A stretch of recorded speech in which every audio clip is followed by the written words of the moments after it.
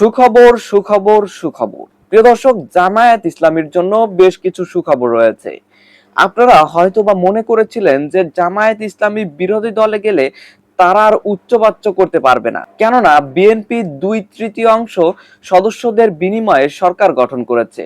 প্রিয় দর্শক, 2/3 বিনিময়ে সরকার গঠন করলেও তারা কিন্তু জামায়াত ইসলামের কাছে ধরাশায়ী হতে চলেছে।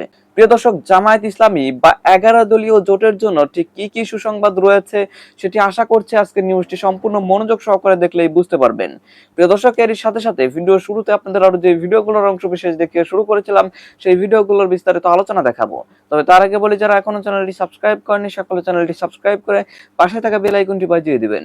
আর যারা ইতিমধ্যেই সাবস্ক্রাইব করে গেছেন তাদের সকলকে অসংখ্য ধন্যবাদ। তো চলুন একটি লাইক দিয়ে আমরা ধারাবাহিকভাবে সবগুলো ভিডিওর বিস্তারিত আলোচনা